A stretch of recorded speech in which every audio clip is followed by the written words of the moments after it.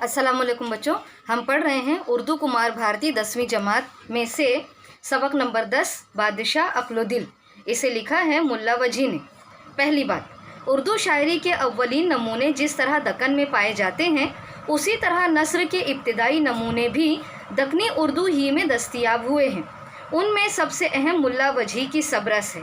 मुल्ला वजी ने ये किताब सुल्तान अब्दुल्ला कुतुब शाह की फरमाइश पर लिखी थी। ये एक तवील तमसीली दास्तान है। कहा जाता है कि वजी ने ये किताब फ़ारसी ज़ुबान के शायर ताही की मसनवी दस्तूरुल उश्शाक़ को सामने रखकर लिखी थी। क़िस्सा कहानी कहना और सुनना इंसान की फितरत में दाखिल है। इसी शौक़ को पूरा करने के लिए उर्दू में दास्तानें लिखी गईं। सब रस का क़िस्सा नहायत दिलचस्प है और सुनने से ताल्लुक़ रखता है। ये किताब कदीम उर्दू में लिखी गई है। इसकी इबारत मुक़फ़्फ़ा है। इस सबक को पढ़कर हम कदीम उर्दू से रोशनास हो जाएंगे। जान पहचान में बताया है, मुल्ला वजी कुतुब शाही दौर के मशहूर शायर और नस्र निगार थे। सुल्तान अब्दुल्ला कुतुब शाह के दरबार में उन्हें मलिकुश शोरा का दर्जा हासिल था। वजी के मकाम व तारीख़ पैदाइश का तारीख़ की किताबों में ज़िक्र नहीं। इसी तरह उनके सन्ने वफ़ात का भी पता नहीं चलता। अलबत्ता इतना दुरुस्त है कि उन्होंने 4 कुतुब शाही बादशाहों का ज़माना देखा और कई किताबें लिखीं। उनमें मसनवी कुतुब मुश्तरी, ताजुल हक़ाइक़, माह सीमा व परी रुख वग़ैरह का शुमार होता है। तो बच्चों, ये जो सबक हम पढ़ने जा रहे हैं ये मुल्ला वजी ने लिखा है। देखते हैं इस सबक में उन्होंने क्या बताया है। सबक की शुरुआत होती है, बताया है एक शहर था, उस शहर का नाम सीस्तान था। उस सीस्तान शहर पर बादशाह अक्ल की हुकूमत थी। दीन और दुनिया के तमाम काम उस बादशाह अक्ल से चलते थे और उसके हुक्म के बग़ैर कभी भी कहीं कुछ नहीं होता था। ये भी बताया है कि उसके कहने पर जो चलता था वो दुनिया में कामयाबी हासिल करता था।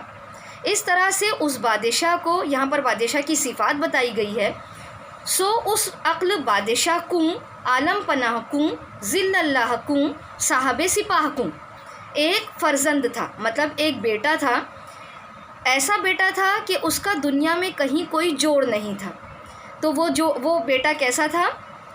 वासिल कामिल, आशिक आकिल, आलिम आमिल, और उसका नाम था दिल।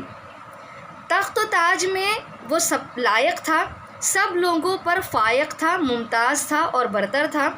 जब भी बात करता था तो काबिलियत की करता था और समझ में बड़ी ही फजीलत रखता था।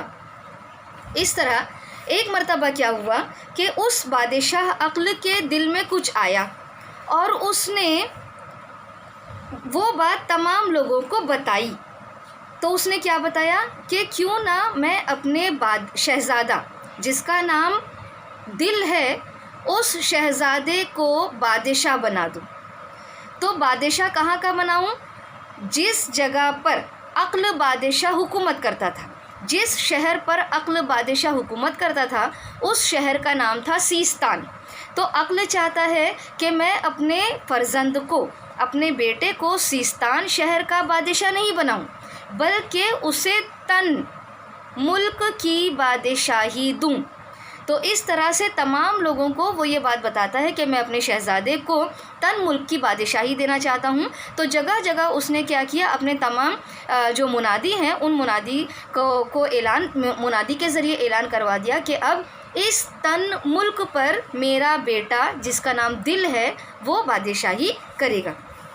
फिर एक मर्तबा क्या होता है, इस तरह से वो जो दिल था वो तन मुल्क पर हुकूमत करने लगता है। फिर एक रात बादशाह के दिल में फिर कुछ आता है और फिर वो यहाँ पर साज़ों के नाम बताए हैं। कम्बाज, तंबूर, कानून, औद, ये सारे साज़ों के नाम हैं, आलात मौसीकी हैं। तो इन तमाम आलात मौसीकी को मंगवा कर ऐसे लोगों को बुलाता है जिनकी आवाज़ जो है बड़ी खुशुलहानी होती है, बहुत अच्छी सुरीली होती है। तो उन लोगों से कहता है कि मेरे लिए आप कुछ सुनाओ ताकि मेरा जो दिल है वो सुनकर खुश हो जाए। तो उसके अब दरबार में कौन कौन हजरात होते हैं? ایسے لوگ جن کے پاس دولت ہوتی ہے، جو ان کے پرانے دوست ہوتے ہیں، جو قصہ خواہ ہوتے ہیں، جو خوش طبع مطلب اچھی بات کرنے والے ہوتے ہیں، جو لطیفہ گو ہوتے ہیں، جو حاضر جواب ہوتے ہیں، جو خوبصورت چہرے والے ہوتے ہیں، تو تمام لوگ حاضر تھے۔ پھر ایک مرتبہ پھر کیا ہوتا ہے کہ اسی رات مستی میں ہی وہ جو موسیقی کے جو ساز بجانے والے ہوتے ہیں اور جو گانا گانے والا ہوتا ہے، تو وہ جو انسان ہوتا ہے اسے پتہ نہیں کیا مستی سوچتی ہے، یکا یک وہ گاتے گاتے آب حیات کا ذکر چھیڑ دیتا ہے۔ اب کیا ہوتا ہے کہ جب عقل بادشاہ اس بات کو سنتا ہے تو اس کے بارے میں اور زیادہ جاننے کا خواہش مند ہوتا ہے، تو پھر وہ جو مطرب ہوتا ہے اس سے کہتا ہے کہ مجھے اس آب حیات کے بارے میں اور بتائیے کہ آخر یہ ہے کیا۔